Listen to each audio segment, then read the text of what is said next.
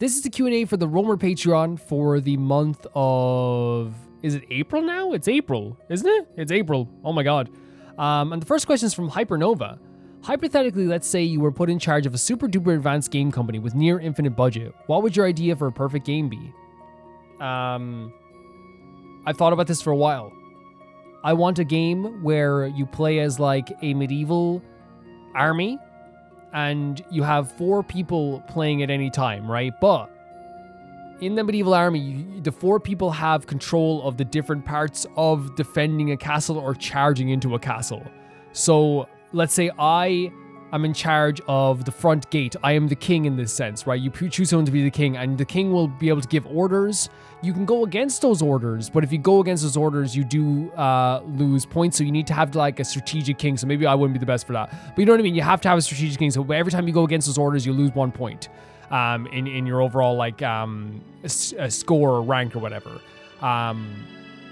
So the king can say like, okay, soldiers, on the walls, get prepare all your stuff and blah blah blah, all this stuff, and then the guy who's on the walls has like a bunch of archers.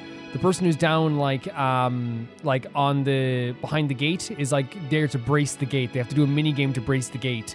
But then also like they can like do stuff like buttons to like throw rocks and stuff. You know what I mean? It's like a game where you have to defend the castle, and then on the outside you have 4 people playing, where one group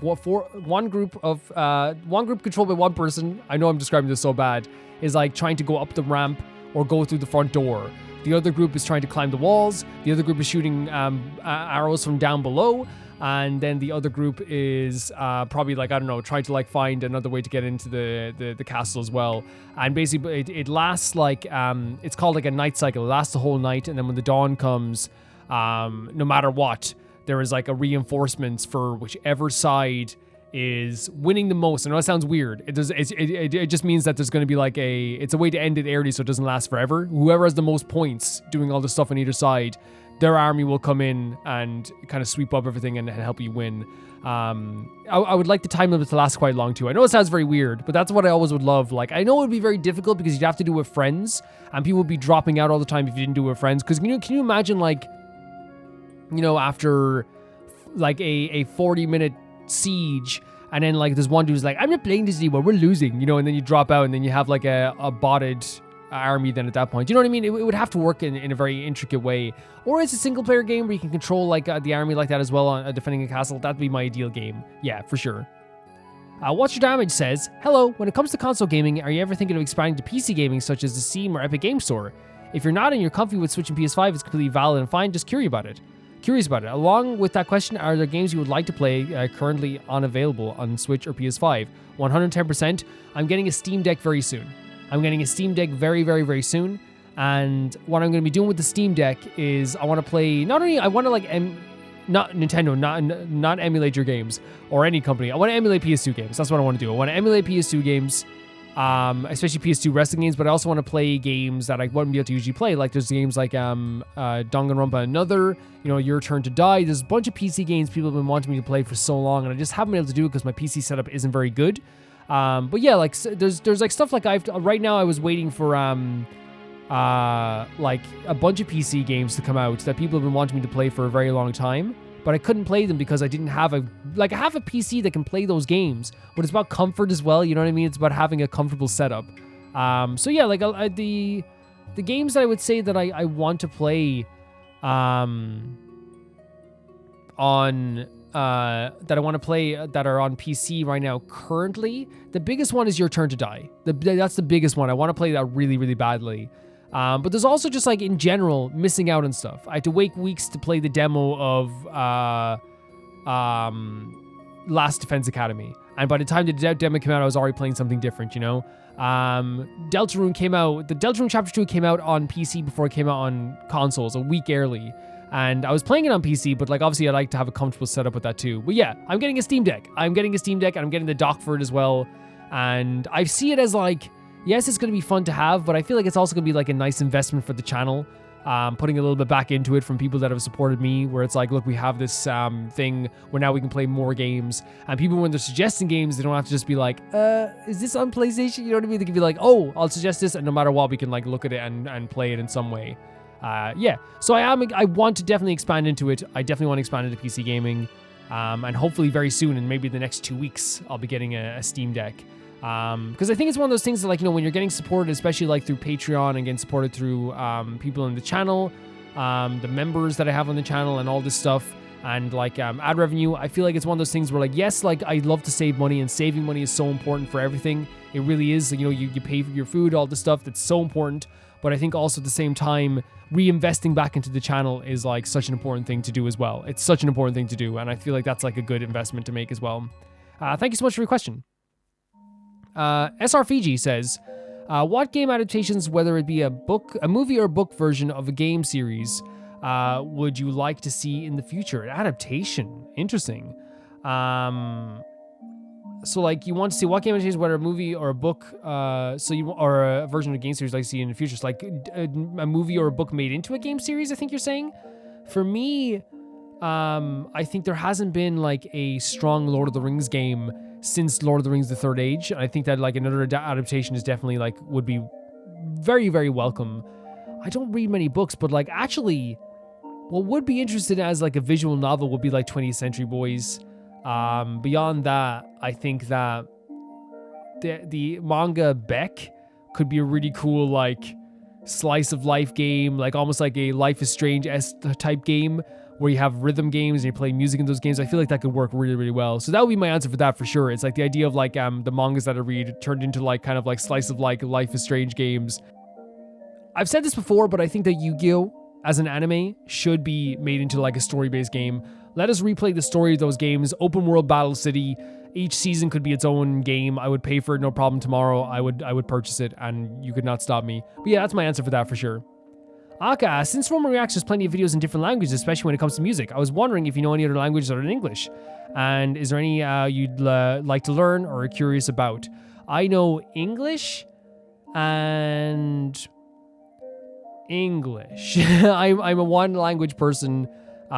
Pretty much have been for the majority of my life. I obviously in school I learned Irish, but like not very well.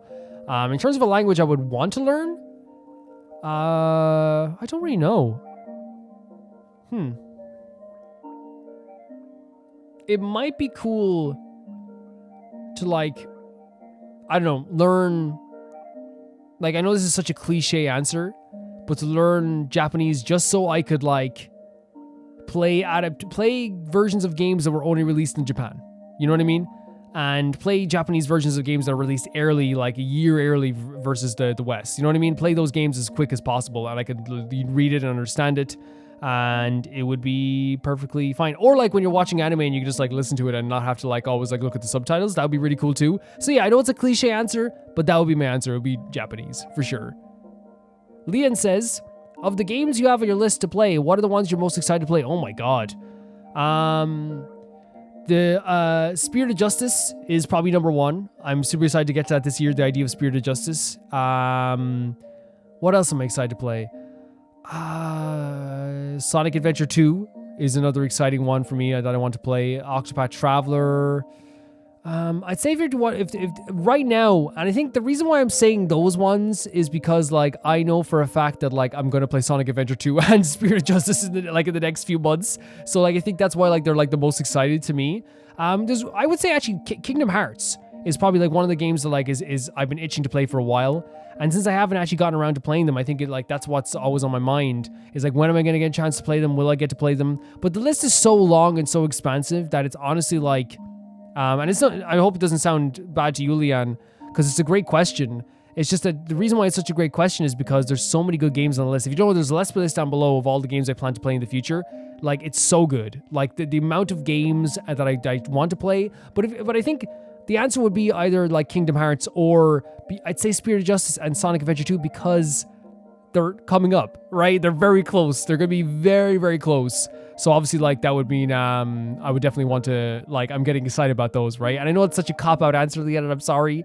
But I hope that makes sense that like the ones I'm excited for the most. Actually, Leon's a big Sonic fan. He's going to be like, no, that's fine. Leon's going to be like, yeah, that's cool. Sonic and Spirit of Justice, but just because they are like so close. They are so close. I'm giving away the surprises here, but they will be very close. I'm not going to say when, but you'll be surprised when you see them.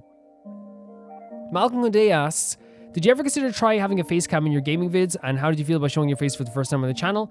Yes, early videos had face cam in them.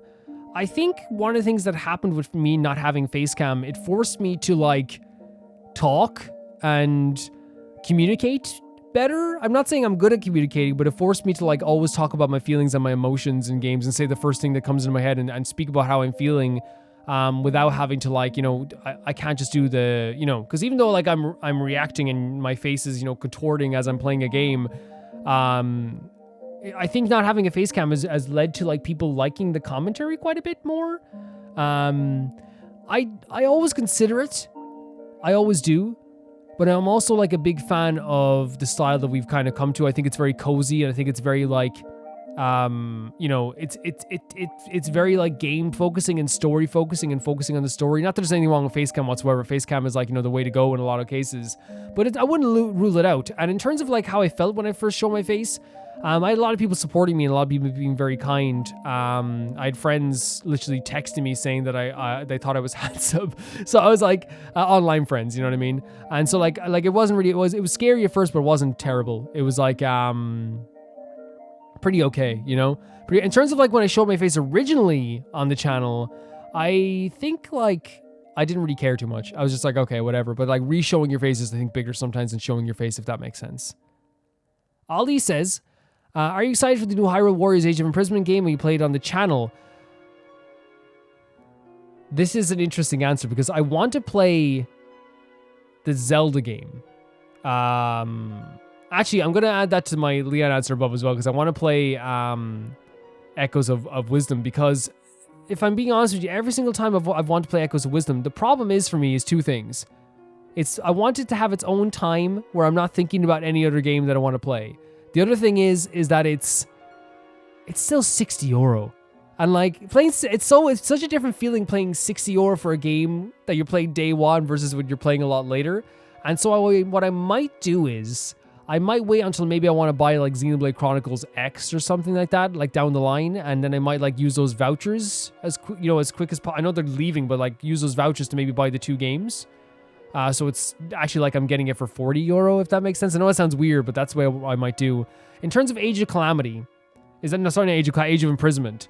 I don't really want to play a game that seems like it's gonna be like, I know what's gonna happen to those characters, and I'm not as excited to play it because it feels like it's gonna be a real bummer. You know what I mean? It's like the Age of Imprisonment was a horrible time. Now here's the thing: I might end up playing it and loving it, but did you guys get what I'm saying? That how it makes me feel? I hope you guys understand it. Where I'm like looking at the trailer and I'm like, man, that's gonna be like so sad. That's gonna be so like not even sad. It's gonna be like, man, I know what's happened to these characters. What I would have loved for Age of Imprisonment is like maybe like even a side story. You know what I mean? A side story. It's gonna be fun. It's gonna be a really well crafted game. It's just I'm so like, man, I don't know if I want to see that stuff happen to Zelda again or happen to characters I love again. You know what I mean? I don't know. Maybe I'm weird like that, but that's the way I feel about it right now. So the answer is I don't know, Ali. Right now, it's just like I'm looking towards Echoes of Wisdom as the next Zelda game we're going to play on the channel. That's what I'll say. It's been a while since we played Zelda. I know it's been a while, but I definitely do want to play. Now, again, I hope it doesn't come across as me saying that Ages of Imprisonment is bad, right? It looks cool. It's going to have really cool combat. You're playing as Zelda once again. So freaking sick, right? It's going to be so cool, right? It's just that, like, I think I'd have to work up the courage to play a game that is about an era where things went horribly wrong and really horrible stuff happened and people died. You know what I mean? I'm going to have to work up the courage to, like, get into it, if that makes sense, yeah. So I hope that answers your question, Ali. Felicius Felix says, I don't know if it's been asked, but what's your favorite type of music piece in Genshin? If it's too difficult to decide on, then maybe your favorite overall OST, example, Enkamiya, Chasm, or Nation of your choice. Whenever I hear the Sumeru City theme or the Liyue Harbor theme, instant feelings of emotions there as well. No, and also like there's like, oh, this is terrible. There's also like Inazuma City as well. It makes me feel a certain way. Or not even Inazuma City. I'm trying to think of the theme where it's like playing on an instrument that I don't know the name of, but it's like a beautiful song in Inazuma. I'm trying to think. Okay, I'm going to pick one. I'm just going to pick one thing. I think Leeway Harbor. Leeway Harbor makes me feel so emotional. It makes me feel so it makes me feel like I'm about to like go on a massive quest and there's something big about to happen. You know what I mean?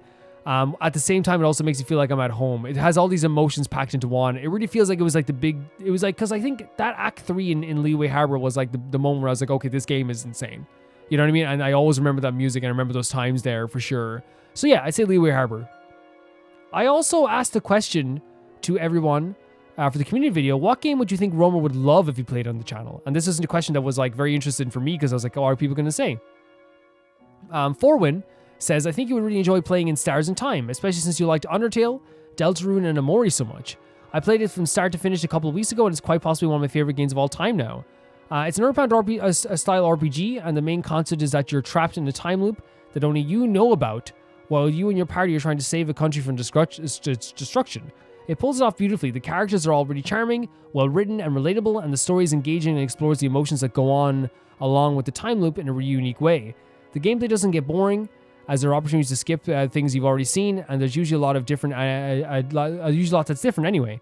I can't really recommend it enough. There's a whole lot else, not a whole lot else I can say without getting into heavy spoilers, of course.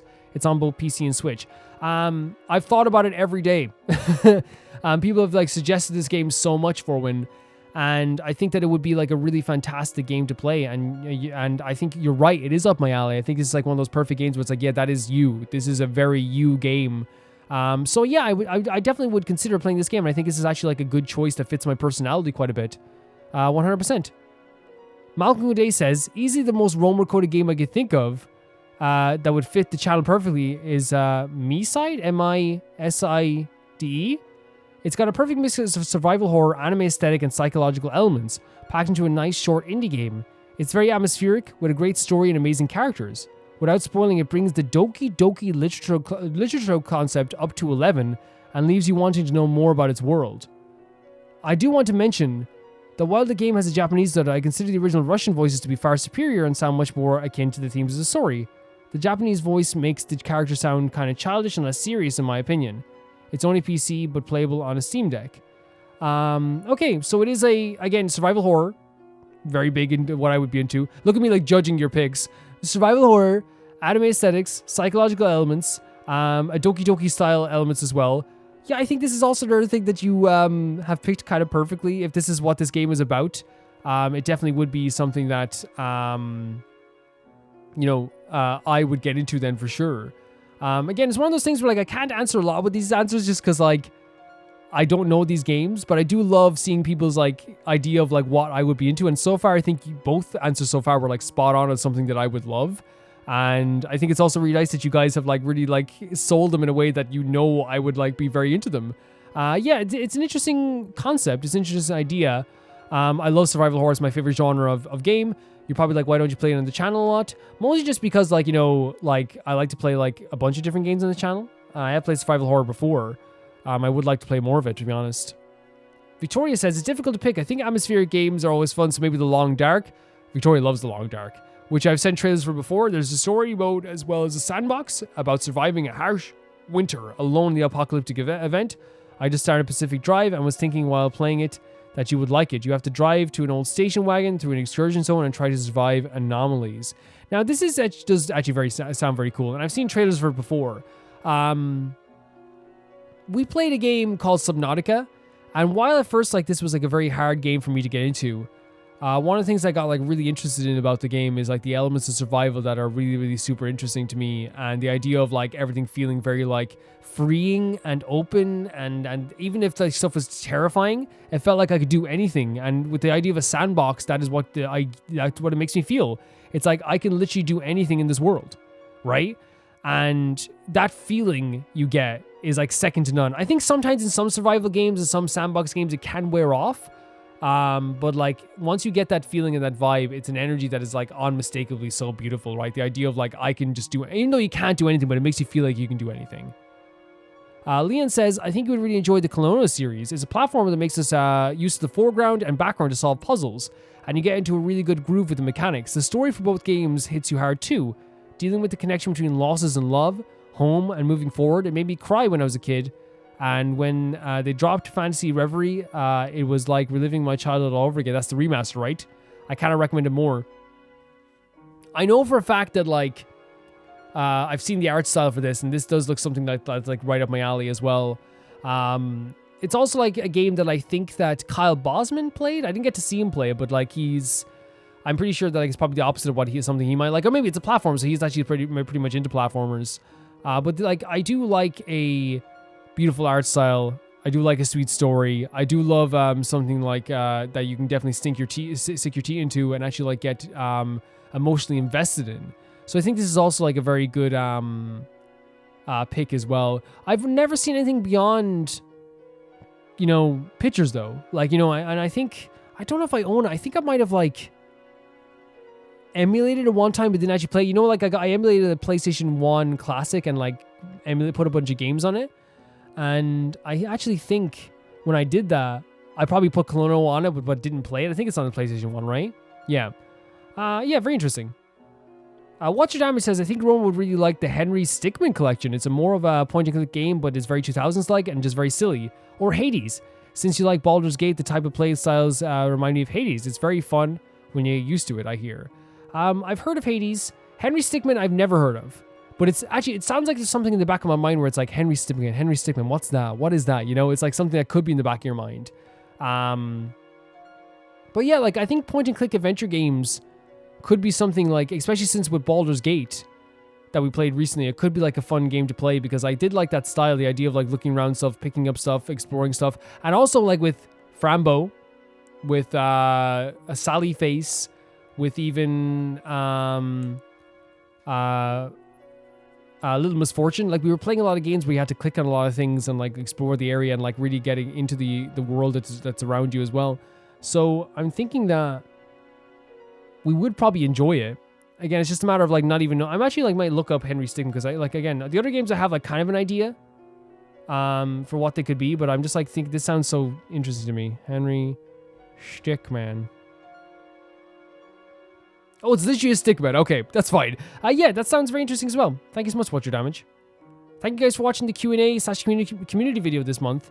There'll be another one this month. To do this, you have to join at the $3.50 tier on the Patreon to ask the questions, and to the community video, it's the $10.50 tier. Thank you so much to Tyfire2, JB Bull, Janet the Banana, the Ghost of Izuma, Felicious Felix, Yule, Radish, Anusta, Deathtrap, Lynx Markey, Assassin, Colorbow, True Peanut Butter, Peter Shelton, Heck, SR Fiji, Leon, High Casparian, and Jared Beatum. I'll see you all so soon. Bye bye.